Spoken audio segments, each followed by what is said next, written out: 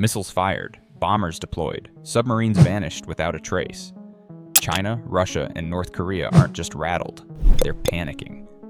It began in silence. A single missile launched off the coast of Australia, but this wasn't routine. For the first time in history, the US fired an SM6 missile from a Typhon system on Allied soil. In seconds, the target was obliterated. But the real explosion echoed in war rooms thousands of miles away, where silence turned to chaos in seconds. Because this launch wasn't about firepower, it was about fear. It cracked the calm across Beijing, Moscow, and Pyongyang like thunder in a minefield.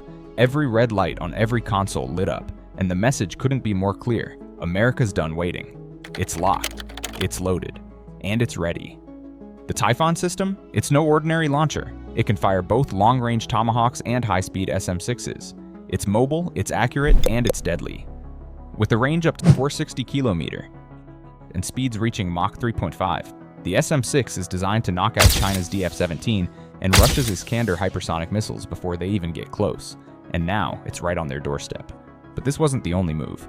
While the world was focused elsewhere, the US flew in its big guns. B-52 Stratofortresses and radar-invisible B-2 Spirits quietly landed in Guam. Why Guam? Because it's the perfect launch pad. With a range of 14,000 km, these bombers can strike anywhere in the Indo-Pacific in hours or even minutes. Loaded with 19 precision missiles per aircraft, just one from these platforms could wipe out an entire fleet of radar systems. And here's the kicker. The B-2 Spirit is virtually invisible to radar. China and Russia can't detect until it's within 70 km. And by then, it's too late. With bunker-busting bombs, electronic warfare capabilities, and nuclear options, these aren't just aircraft, they're warnings in the sky. Above water, bold. But below the surface, unseen. Virginia-class submarines like the USS Toledo are now patrolling the Pacific with more than 40 cruise missiles each. Nuclear-powered, hard to track, and mission-ready. They can strike any target from Hainan to North Korea's coast before you even know they're there. Submarines don't broadcast their presence, but they force enemies to burn resources trying to find them. Constant alert, radar fatigue, paranoia. This isn't war, it's psychological warfare, and the US is winning that too. So why the sudden surge? Because Washington's playbook has changed. This is no longer just about defending borders. This is preemptive deterrence. Hit first, think second, if it comes to that. Beijing scrambled its radar grid and lit up its artificial islands like a battlefield. Moscow dragged Cold War-era missile systems back to life along its Pacific edge. Pyongyang fired off 3 ballistic missiles in blind defiance, one slicing through Japanese airspace like a warning shot.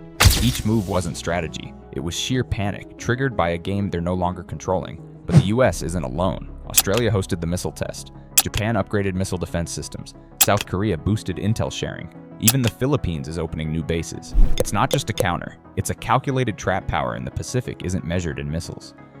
It's measured in control. And right now, the US isn't reacting. It's rewriting the entire game. So here's the question no one wants to ask. Is this a strategy to prevent war? Or the quiet start of a war already underway? The Pacific is a loaded chamber, and anyone, could pull the trigger next.